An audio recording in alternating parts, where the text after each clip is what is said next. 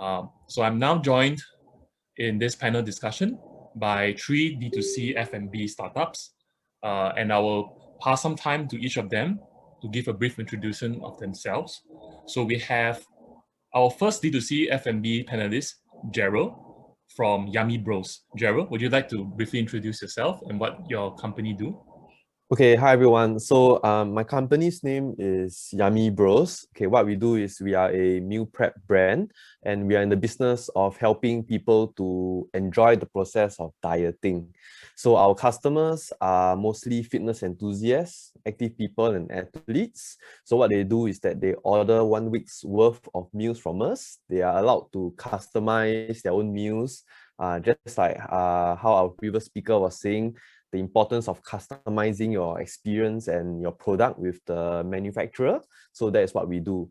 We deliver all the meals cold and they can store this inside the refrigerator, and whenever they need to eat, they can just pop it in a microwave oven or a steamer and their food is ready to consume ready. The foods are all weighed according to the customers' their requests. This is so that the nutritional values, the calories, the proteins, fats, and carbohydrates are all precise to their requirements. Wow, that's very precise. Thanks for the introduction. I think we will have a lot of questions for you later on. No problem, Our next panelist is Sam from Hook Coffee. Sam, would you like to give a brief intro of yourself and Hook Coffee?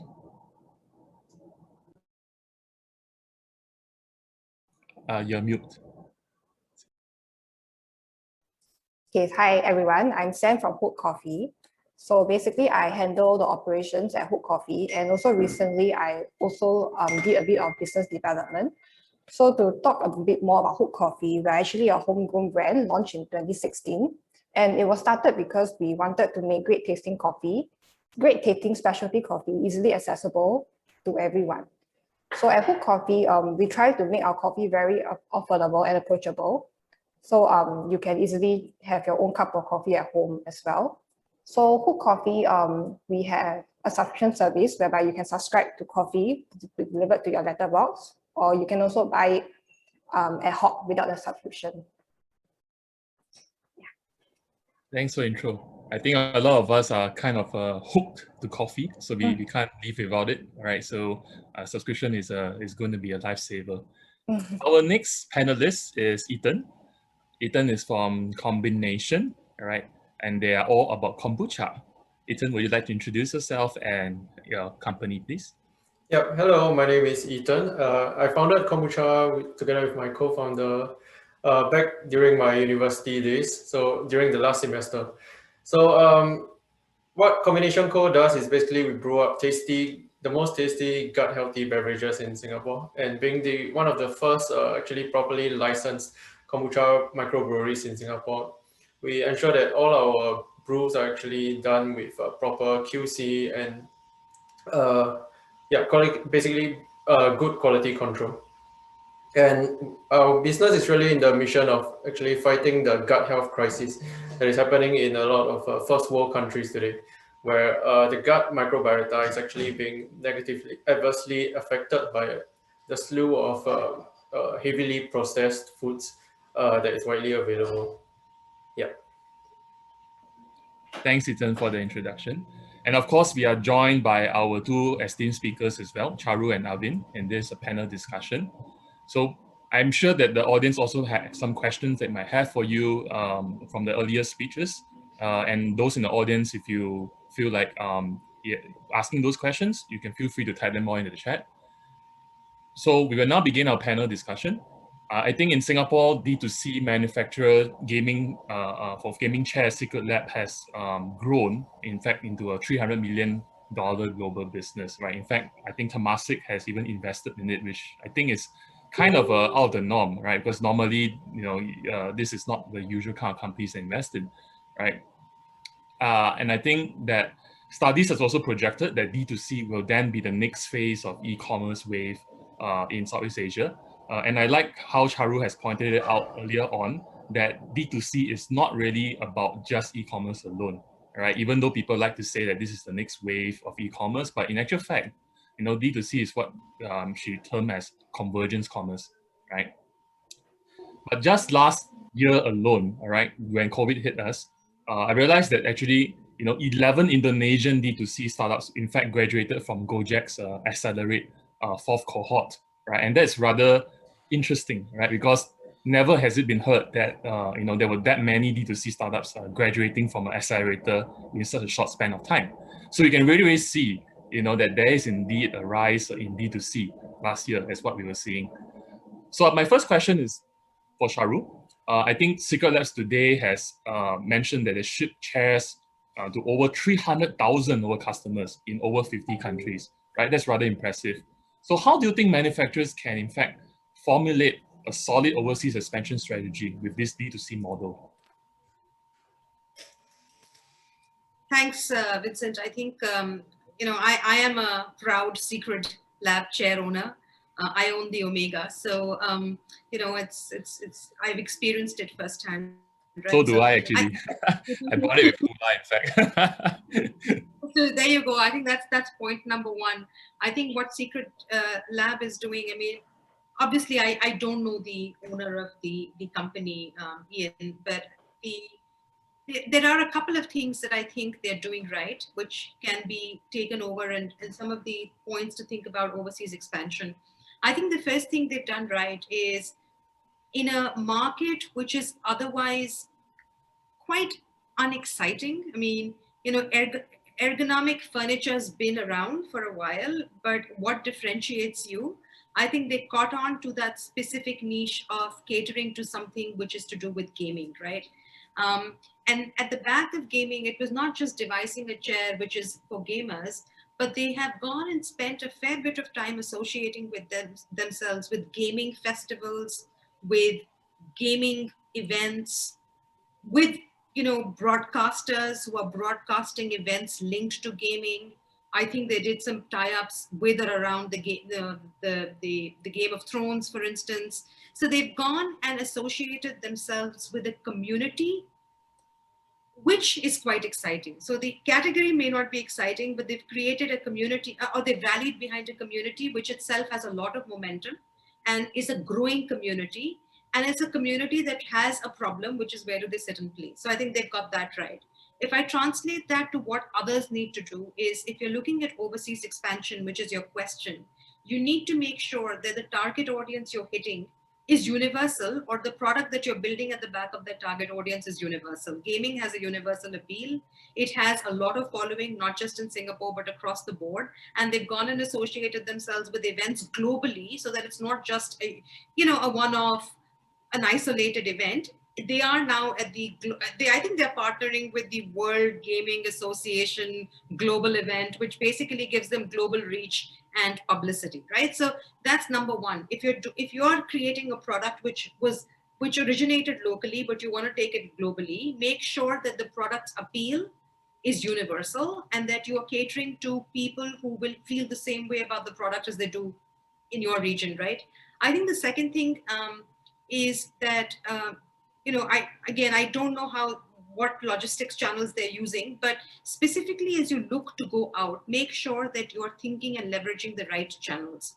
Now, whether those channels are creating your own D2C channel, or it's leveraging third-party marketplaces, or these days, for example, there is enough means of making sure that you're leveraging a platform that already exists for distribution of your products. I think you need to get that very clear. You don't always have to create your own logistics or supply chain. You would want to, but doing so costs money. So make sure that you have evaluated all the partners in order to keep your costs down. I think the other bit, which I think they've done, is the materials they've invested in, and I'm sure the packaging is such that keeps the costs down, because that in itself can become really expensive when thinking through overseas shipping. Then when you look at other channels of discovery, how are people in other markets discovering you? Whether it's Google, whether it's social media, whether it's association with the things, in this case, gaming, you want to make sure that you're also exploiting those channels. Because remember I said, these channels are no longer media channels. These have also become channels of sale. right? Because people are selling as much on Instagram, and Instagram and TikTok users now have their agents managing them. So they have become in itself a method and a mechanism of sales, right? So make sure they're there. The other thing I think you need to do very carefully is analyze international competition, because sitting here, you may not already understand what that international competition is. So what pricing needs to work, what channels work in that market, which make it direct to consumer, what is the terminology and the category with which consumers use your product in other markets can be very different, right? How we look at e-commerce here and the taxonomy of products here on our commerce channels may be very different in another market. So make sure that you're understanding that. Pricing is really important, and it will change market to market. It may even change in the market by consumer segment. So it goes back to my point around keeping your cost to serve very clear. The other thing is test your market. So before you decide to make this big foray into the overseas market, maybe pick up 1 or 2 markets which are indicative of other markets, and make sure that you're testing before you decide to completely go, deep dive. And the last bit is make sure that after you've been into those markets, try to make, you're getting back insights which help you evolve and localize your product. If, at some point in time, overseas sales becomes a bigger part of your strategy than local sales, make sure you're beginning to look at that product and evolving a product, or maybe creating a product which is specifically meant for a market or another market, right? So I think there are many things to consider when you go overseas, but making sure that you've done all of these is at least going to give you the right foundation. And again, there is no more, and this, I think the opacest market when it comes to e-commerce or D2C is the logistics space. I mean, I have an e-commerce company. Many of you run e-commerce. The first time you put your hand into e-commerce, I think the thing that confuses you the most is what just happened. You don't understand logistics. There are lots of hidden costs. That particular market is still up for, disintermediation. So you need to make sure that you're understanding that correct. And if you can't create your own, ride on somebody else's, which goes back to my initial point on partnerships, right? Know what partnerships will make it easy for you to go into another market or test a new market. I think it's funny that you mentioned this as well, because we actually invited Ian and Alaric, the founders of Secret Lab, to join us, but the thing is they couldn't make it today. Otherwise, they would have given the direct answer to that question. But I think one of the things that you hit spot on what they actually did right was how they actually observed the global market for gaming, right? And how they were able to test the market and know the market overseas is because the common language is games, right? So if you look at the way in which they personalize the chairs, with all the different tie-ups, with all the different games that's on it, in actual fact, the chair itself, if you just look at it as a chair, there's only 2 or 3 models. But just by having so many options to customize and personalize it, it becomes like many, many, many different models, right? Yeah, so I think that's one interesting thing that you in fact mentioned during your speech. You're talking about purpose-driven, right? Because I think they actually got that right rather well. The second thing that you also mentioned was about how they leverage on platforms and channels. One of the things that they kind of made me do after buying the chair was to in fact take a picture of it, post it on the Facebook in order to unlock 5 years warranty, right? Otherwise, it would be the usual 2 years. I don't think I've done that. You haven't done that yet? You better quickly do it. Yeah, so I think these are rather interesting tactics, because inevitably the consumer end up becoming the ambassador, right, of your brand, all right? Because there's perks, there's some things to actually look forward to, and they're willing to do it, right? So I think they have done that quite well. And of course, back to the whole thing about buy now, pay later, right? I literally made my decision to buy this chair because it was available option, right? Buy now and pay later, right? And obviously I needed a comfortable chair. I know my previous one broke, but it kind of made me, decide to buy right now, right, rather than later, right? In fact, that is essentially how like buy now pay later works, right? Because higher value items, are now perceivably more affordable after you split them into installments, right? So I can immediately see how beneficial this can be to manufacturers of furniture, electronic appliances, So maybe I'd like to direct the next question to Arvind. What other kinds of manufacturers do you think can actually benefit from buy now, pay later? How could they actually leverage on this buy now, pay later model to actually sell more?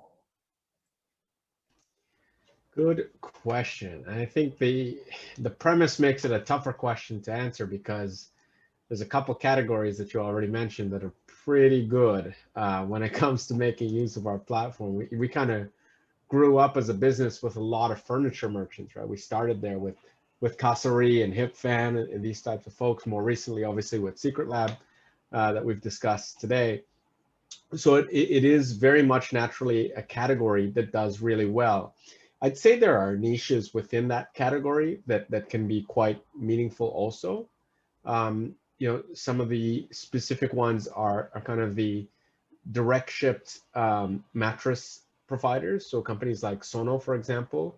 It doesn't really come to mind naturally sometimes with furniture, but it's in our home furnishing category as a whole. And that's a product that we've seen do really, really well with Hula over the years. Actually, they've been with us for quite some time. But to your point, like in the last year, we've seen a ton of furniture success and growth in that segment because folks have wanted to invest a lot more in their work from home setups. You've also touched on a couple other categories here. Electronics for sure has done really well, and appliances. I think everybody became a bit of a home chef during COVID as well. So there was quite a bit of the Braun, DeLonghi, Kenwood type of purchases being made through that time frame as well. We saw quite a bit of success there. I do think that there are opportunities for folks who want to build their own brands as well. And I could kind of highlight maybe a few that are local to us here in Singapore, for example.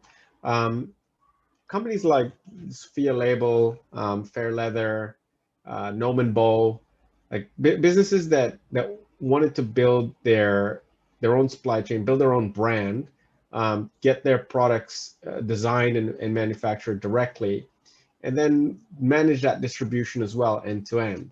And these are, this is an uphill climb, right? This is a competitive segments of fairly high-end bags, clothing, or accessories.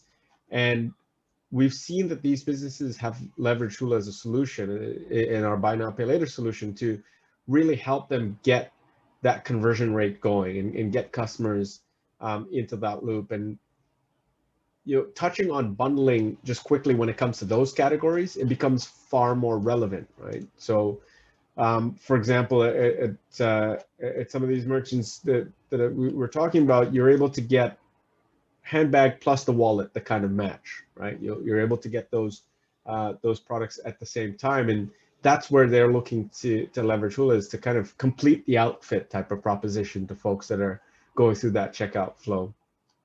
So yeah, there's quite a few categories where we've seen increases. Of course, there's a Sennheiser example that I gave earlier as well, of a business that's really looking at investing into that direct-to-consumer brand and channel.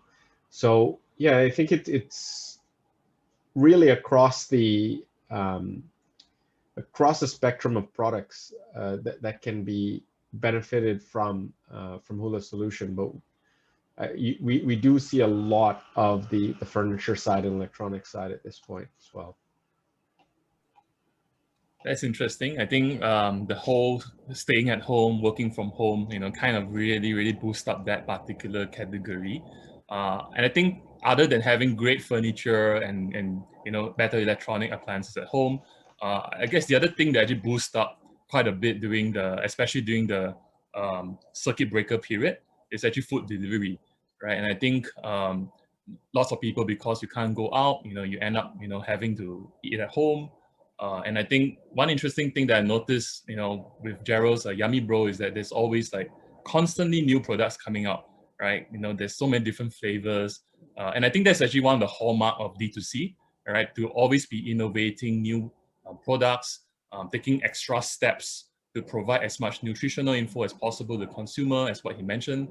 In fact, I think he even provided things like a calculator and a planner for the customers to plan their meal. So I'd like to direct the next question to Gerald. How do you actually devise all these strategies? How do you even know what your consumers want, and how do you actually reach out to them directly?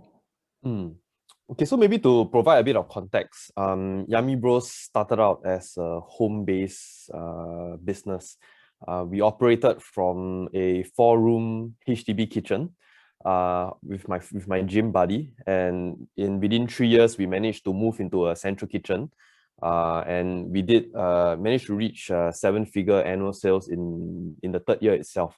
So to answer your question on how we always come up with new dishes and new menu items, is because we actually created this business for ourselves. My 2 partners and I, obviously being Singaporean, we need to eat Singaporean stuff. Okay, I need to eat my chicken rice, I need to eat my satay, and coming soon, our nasi lemak. So we want to eat this kind of Asian cuisine. We are not interested in all your Western kind of food, chicken chop, blah blah. I mean, we eat this once in a while, it's okay.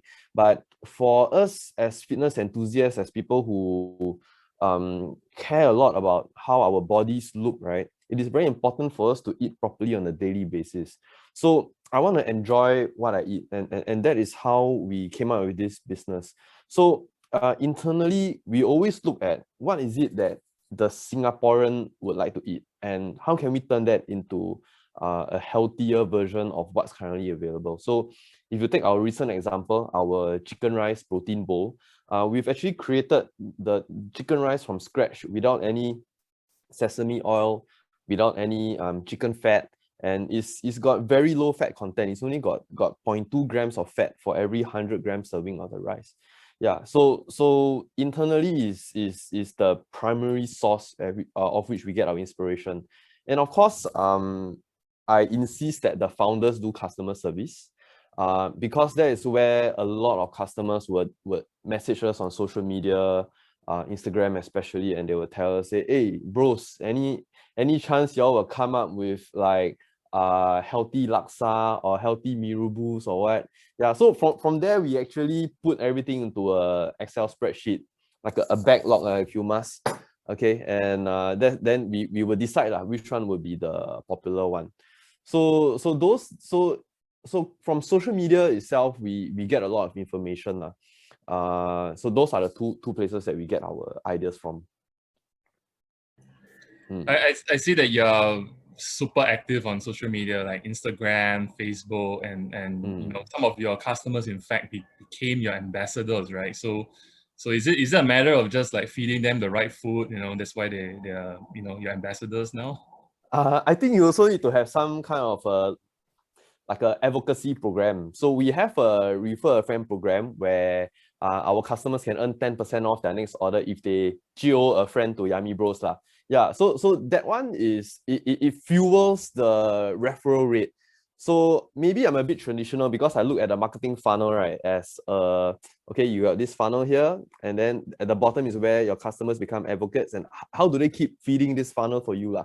So we have this program that fuels it. But in my experience, coming from one failed business before, actually more than one, I realized that just by having a referral program is not enough. You can even tell your customers, say, hey, I give you 1 year free, you introduce your friend. It's not gonna help if the my language, if the product sucks. Yeah, so I think the main thing is, number one, you gotta have a very good product. And number two, from Sharul's presentation, right, there must be a purpose with the brand, and there must be value that you're trying to portray. So for us, the main values that we want to portray, right, is we want people to enjoy the process of fitness. We want everybody to enjoy their fitness journey. Because exercise should be something that you do not to punish yourself. It should be something that you do as a reward. So I think with that, right, with a good product, with good brand values, right, then people will want to advocate for you. I think that is a very true. In fact, this is quite a common thing that I noticed among the panelists over here. All right, the amount of detail, all right, that you are able to give in terms of the attention, right, to your customer and understanding them is something that I also noticed that Hook does a lot, right? Because Hook is like offering even brew guides, conducting workshops, to get the customer to know the product better.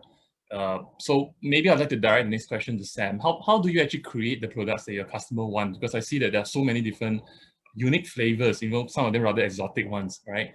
And how do you even tweak your different product lines, for different markets?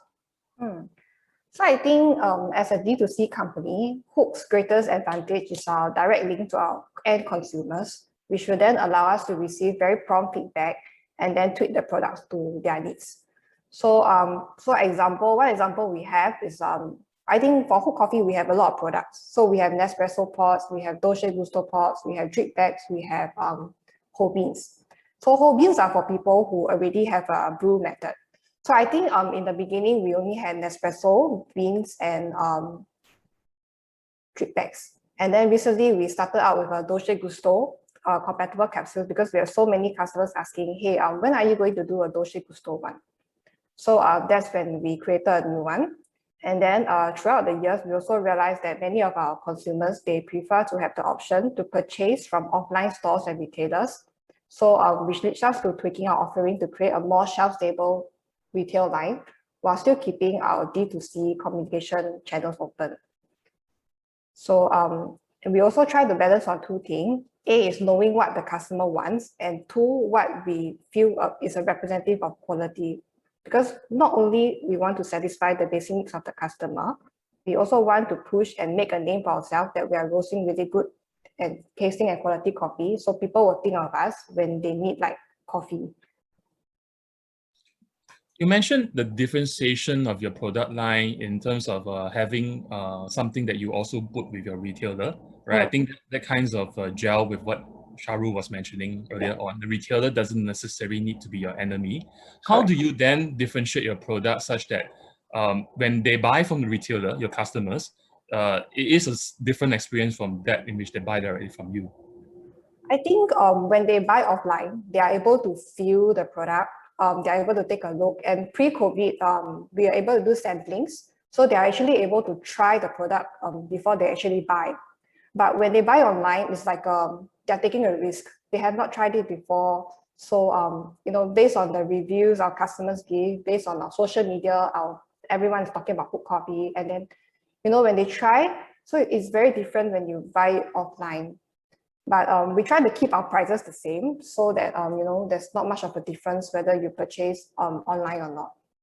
And with offline, you do not need to wait for delivery. So you can, if you're urgent, you can get it immediately.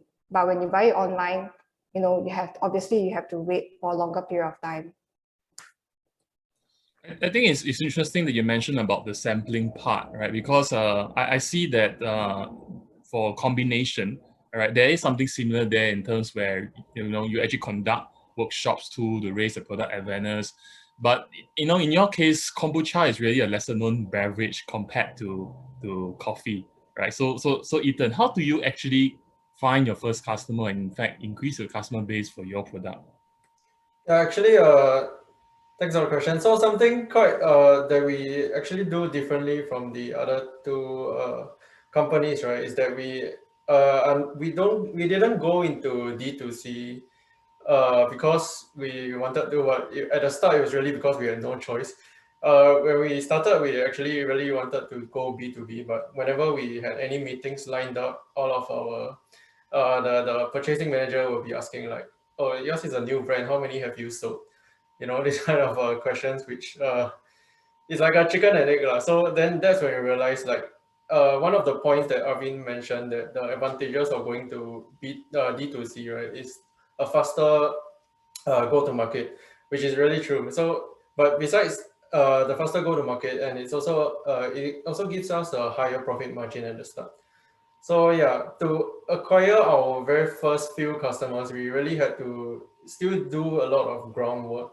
So it's not like just so launching an online brand is not just putting it online and then like hoping people will come. We also like did a lot of groundwork where we attended a lot of like farmers pop-up markets, and that's actually where we actually got our first few customers. And then yeah, I think having a referral program is very important as well, because then that will allow the word of mouth kind of marketing to start spreading your brand, and that's how we slowly build up to where we are now.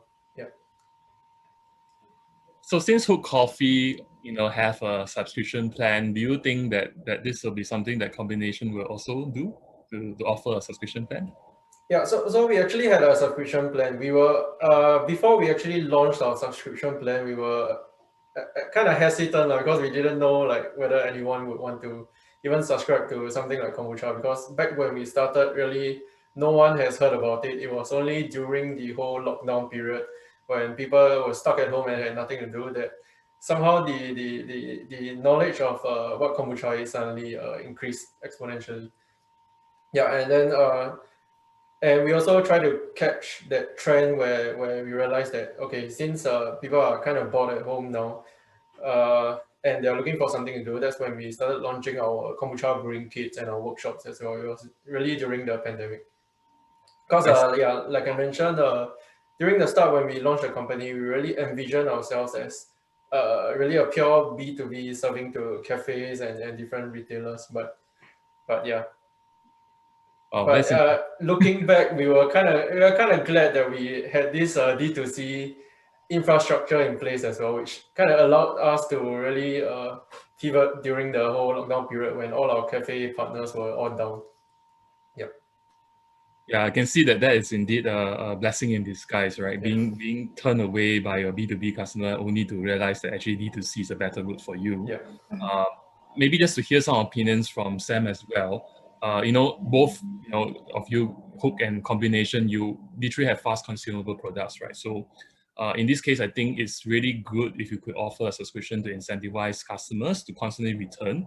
But the thing is, how do you then convince your first-time customer to become a subscriber, right? Because buying once is easier than getting them to keep on buying over and over and over again, right? And of course, after which you will then have the added complexity of having to fulfill a mixture, of both ad hoc orders as well as recurring purchases, right? So how you're able to do that? Is there some like digital tools that you're actually using to achieve this?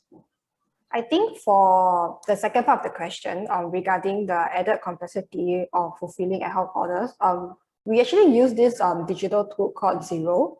So with Zero, you are able to track inventory movement, and it also helps us to do recurring invoices for our B2B customers that help us, and then that help us to like paint the picture on the coffee level we are at and to organize everything properly.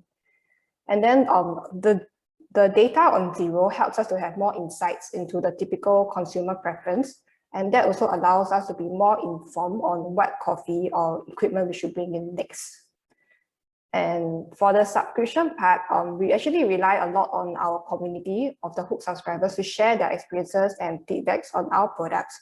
And we love it when they talk about it online, because coffee is ultimately a very subjective product, and having many reviews help these first timers sense out that, this is the brand that we want to try and subscribe. And also for Hook Coffee, our subscription is very flexible. So even if you have your first delivery, you don't like it, you can actually cancel anytime. So essentially, we don't tie you down. You can cancel if you don't like it. And if you say like, further down the road, you find that, oh, I didn't like Hook Coffee then, but I would like to give it another try now, you can easily just go back online and resubscribe. So you do not need to go through the whole process again. You can just reactivate your account. So I think for Hook Coffee, everything is very flexible, which is why the customers, they don't mind trying to subscribe first. Sounds like the seamlessness is really core to how you're able to do that. What about Ethan and Gerald? Are there any particular tools that actually help you to be able to manage this? Okay, I'll go first. Yeah, so interestingly, when we first started, we were using another website builder that is not Shopify, and we realized that it was very, very clunky in a way. And then in a way, I don't know what is up with that, but it also prevented us from getting ranked high on SEO. So I think choosing the right platform to build your website on at the start is very important.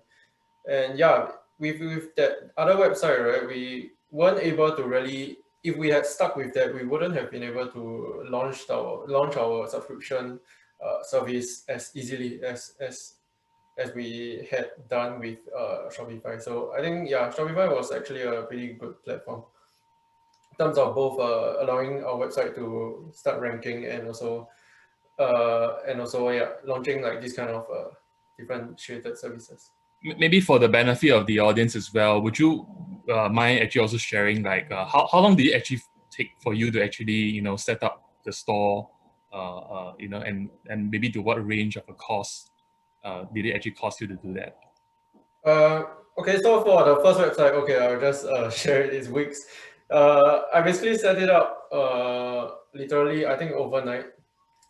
Yeah, and then with Shopify as well, it was it didn't take too long, maybe about 1 to 2 days, but it's not because it's harder to use, but more of like because this is the second website that we are setting up, so we kind of wanted more control over what we wanted to see in the website. That's why it took a bit longer. Yeah. I see. So what kind of a cost consideration were you also looking at when you were looking for tools out there for you to use? Firstly, it has to be kind of tiered so that it suits your needs. So you don't like pay for things that you don't use. Like maybe you don't have that traffic yet don't have that much traffic at the start, so you don't want to pay for something with maybe that gives you very high bandwidth. Yeah. And then I think flexibility is very important as well. Like the flexibility to redesign. So like before we actually thought of designing ourselves, we did look into a lot of people are trying to sell the website building services, and usually they would use platforms that are harder for the layman to use, like Magento, etc. So like for Magento, for example, you want to change anything or say WordPress, you have to actually know how to code.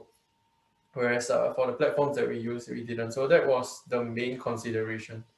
Yeah. I think that brings up two very good points, right? Flexibility and scalability in terms of how elastic it is for you to scale is very important for you to be nimble. Maybe Gerald, you have things to add on about this in terms of tools that you're using? So when we started out, we were lucky because I knew how to use WordPress WooCommerce. So the cost of setting up our e-commerce store was just the cost of buying an online a team from Team Forest, and also the web hosting. So when we started off, the web hosting was only like $20-$30 per month. A big bulk of the cost went into time and effort to actually set up everything. Then into our second year, we noticed that the website started to become super slow because of the traffic. So what we did was we upgraded our hosting. We went to Vodian and we got a VPS plan, a virtual private server. Yeah, so the cost from $20 over a month went up to about $100+ a month. And because we had to, there are these things called plugins for WordPress. Yeah, and we needed premium plugins for things like allowing customers to choose their delivery dates, giving them more options on the checkout page, and also enabling the meal customizing options on the store's front end. So all this required premium plugins.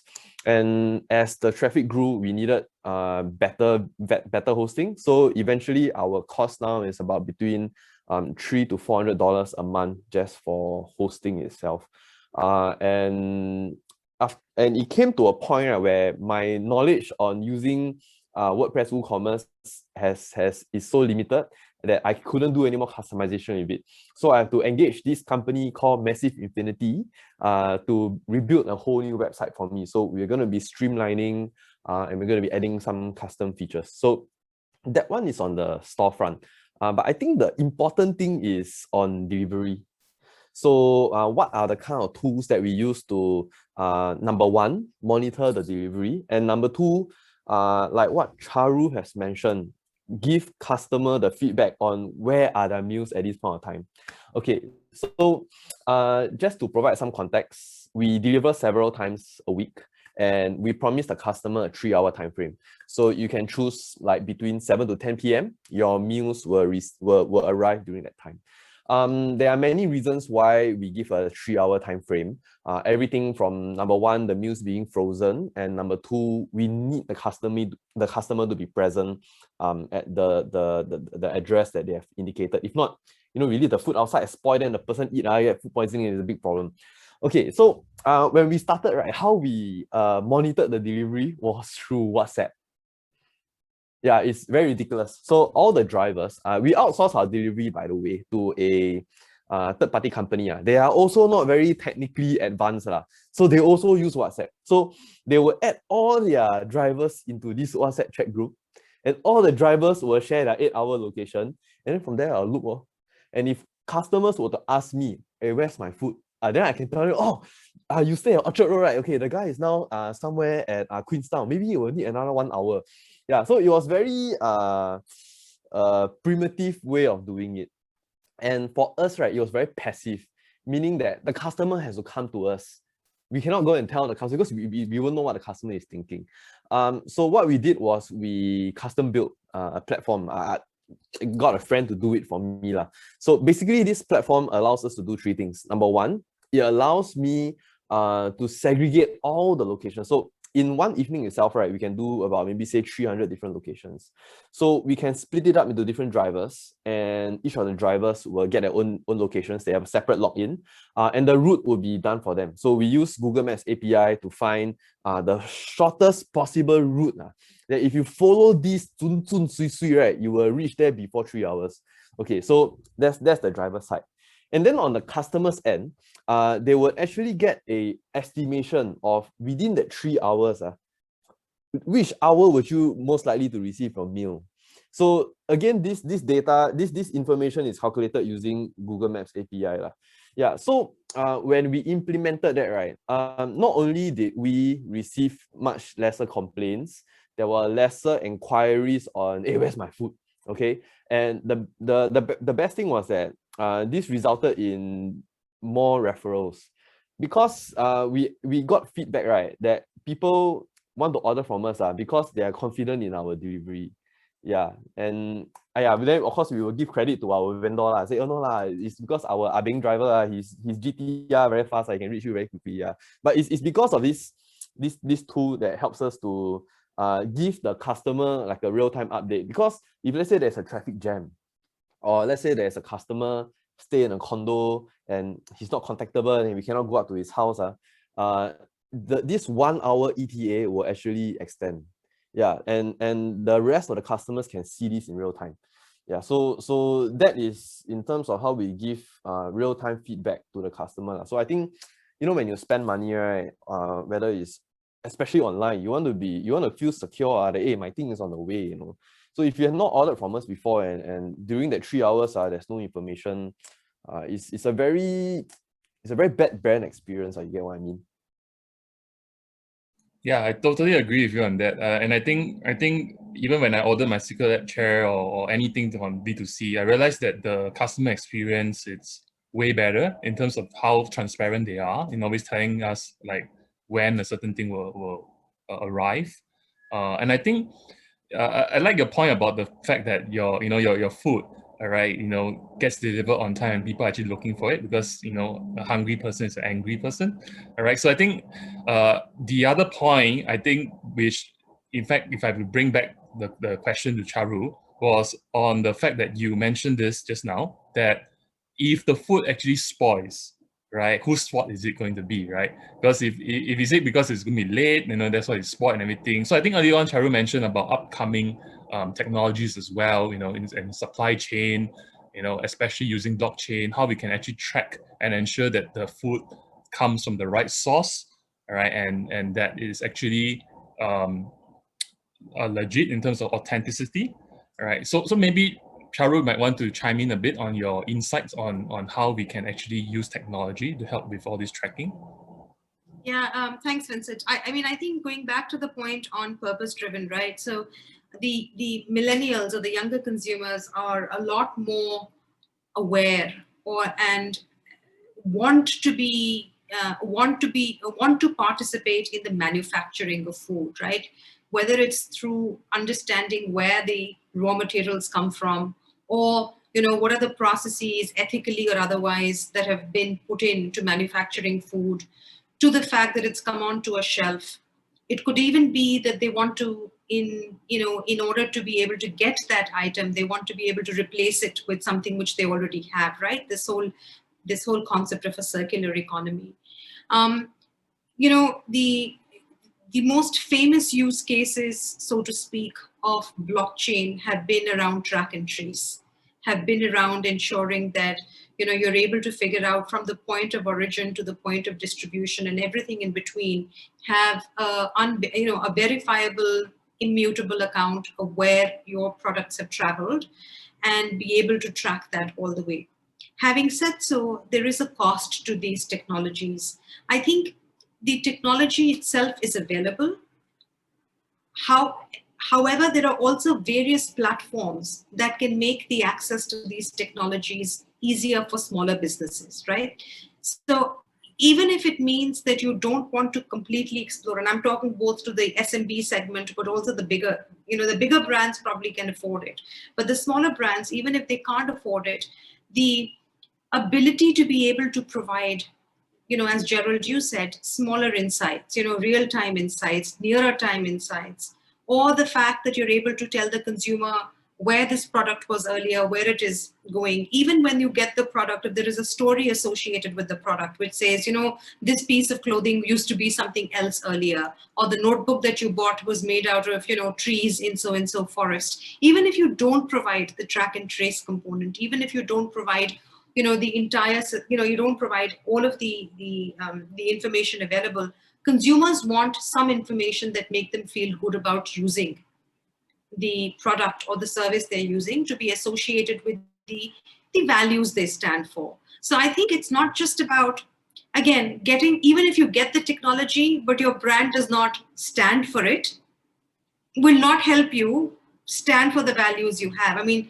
not related to this track and trace example, but I think Arvind mentioned one of the other things, in COVID, that I did buy was the mattress in a box. We've talked about two or three very large Singapore-based businesses that have made it very big, again, in this particular segment. And they were all for innovation, how the mattress was designed elsewhere, how it could get to me in a couple of hours. But when it did, it got delivered to me by two very grumpy people who threw the box and did not want anything to do with the mattress. Like, they couldn't wait to get out of this place any faster, right? And for me, that spoiled the entire brand experience. If you can get me something all the way wrapped in a box, and compress it to the size of nothing, something that's that big, surely your supply chain can be educated enough to make that experience come alive, right? So back to the point that sometimes technology or the messaging can be on point, but the execution is not on point, right? And the execution not being on point can completely take away from the value that you're trying to espouse. So to the point about making sure that you're purpose-driven, every single messaging on your brand should convey that. Yes, there are technologies that support you now to be able to trace, track, make sure that you have, an immutable ledger of where your product comes from. But then make sure that the DNA of the company and everything, including your supply chain, stands for that, right? I mean, every time I'm on that mattress, I cannot take away the experience I had with respect to how that mattress was thrown, right? So every part of the process needs to play to the brand, not just the technology itself. I hope you can sleep on that mattress well, despite of the bad memories. But I think what you mentioned there about the what we call the last mile experience is very, very important. I mean, in my case, I opted to have the person actually, assemble the chair for me, right? And the person actually did it very well. It was very friendly. In fact, he did it in record time. And I think that actually, ends up contributing, to my experience, right? In fact, it was even asking me like where to put the chair after that. It was carrying the chair in for me and things like that, right? And I think on the point about the whole blockchain, being able to track, and trace, the other angle, of course, is the fact that we're going to more sustainability kind of an angle, right? And circular economy. So I think like even for example, Hook Coffee have their Yaya Kakaya, right? I think that coffee line comes from, if I'm not wrong, Brazil, Colombia, India. They're quite interesting, for end consumers to actually, validate, right, the sources of where all these coffee beans, are coming from, right? But I think the other interesting thing about blockchain is, other than the immutable ledger portion, I think the other interesting thing that's happening right now is with the cryptocurrency part, right? So I think I will direct probably the next question to Arvin, since this is a more fintech thing.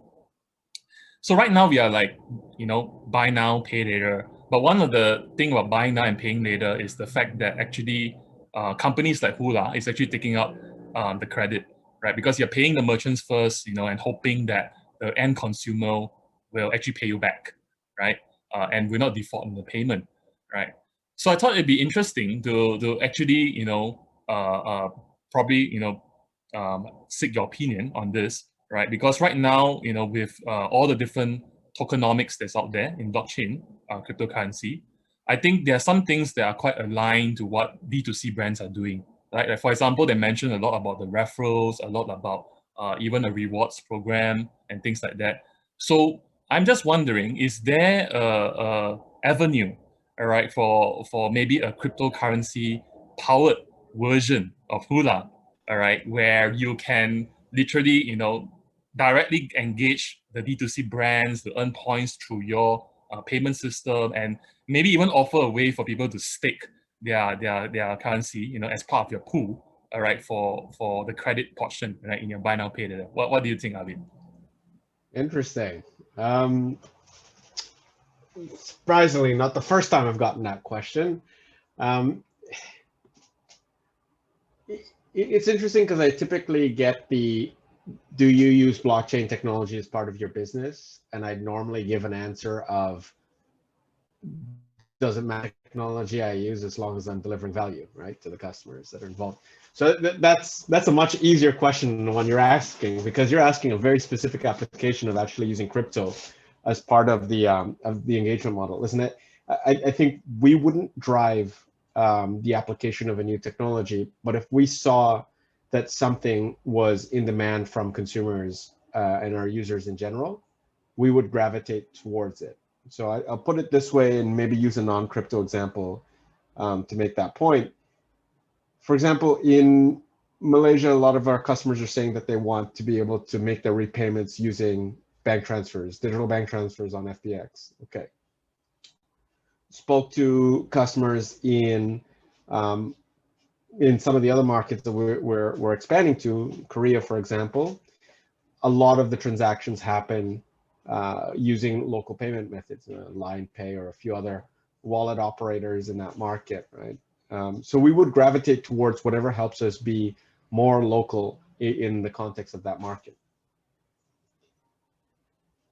Using crypto as a way to, I guess, pass on the credit position of the business at this point probably takes away from a portion of the value creation that we have with our merchants. And that's a chargeable portion of the business, I'll put it that way. In our economic model, we do charge for the value that we bring. And it's not just about, allowing the buy now, pay later component. We are, processing fees, the risk. So, we don't hope and pray that folks pay us back on time. We take a position on risk, one that is driven through technology as well. And the working capital element, we access working capital and make it available to the merchants at scale, where a lot of merchants would not be able to do so. Now, passing that on definitely reduces risk and gives us more capacity to grow. But it also potentially takes away a little of the value. Now, we'd have to make that work and balance it out. Is the upside for us as a business greater than the potential erosion of margins? But it could also mean something where we pass through the earnings or benefits that we get from that directly to our merchants to make our solution even more accessible to more merchants out there. So it's a really good thought for us to look at any options that we have around working capital. I think there's a question for you from the audience as well, Arvin, since you are talking about how Hula, always looks into helping to value add the merchant, and basically this is what you're charging the merchant for. I think the question here by Carol is saying that does the Hula solution support a manufacturer's product that are ready to be sold or check out in the cart, but does it actually work for customizable product or products that are intangible, like a customizable scent product? Wow. That's very, very, very specific, Carol. Absolutely. We work with retailers and service providers actually especially here that sell slightly less tangible goods. Trying to think of a good suit. Skin Ink. Skin Ink has some custom products, right? So you can actually create serum that's specific to your skin's composition. Whether that's in store or online, you can work with their staff in store to essentially create serum that's customized to you. At the end of the day, whether that's a physical retail environment where the final price is calculated and then passed through to us as part of the process, or in an e-commerce environment where any permutation or combination leads to a dollar value, that dollar value is then pushed to Hula through an API connection, a very simple process, and we can go from there to charge or create the repayment schedule around that dollar amount. So definitely we've got examples of that already today. If you dip into some of the lifestyle brands, some of the beauty brands that we work with, and a lot more of the beauty and wellness that we work with is actually physical, like salons, those types of places where you can go to and get that face-to-face treatment. I think maybe to expand on that as well, does that mean that it is also possible that we can actually use Hula to even pay for services, right? Because in a way, customizing a product is a kind of a service as well. It is. And I'll give a very tangible place where we're looking at this is in travel, and even on custom vacations, right? So we're looking at, as the world returns to some normalcy over the next few months, we do expect that folks, whether that's a staycation or looking to go nearby for a period of time, it will come back. It may not be, airlines to start with, but we are working with the experiential side of travel to make sure that you can get access to those intangible solutions and services very, very soon. We have played around with it before, right before COVID hit, unfortunately. But definitely the service side, and I would say take a look specifically like in our store directory around beauty. I think that's a place where it's very, very clear alternatives there right now where you can get access to physical retail environments where we're helping these customers essentially sell some of the packages as well, right? It can add up fairly quickly if you do 5 sessions, 10 sessions of facials, things like this. Definitely those services can be acquired with Hula. We've got salons that are using Hula now as well. Nice. I think that kinds of helps everyone understand, that there is actually quite a number of things that you can do with buy now, pay later, right? So it's not just a fixed product in which you put on your store. I think we are running short of time, so I think we have reached towards the end of this session.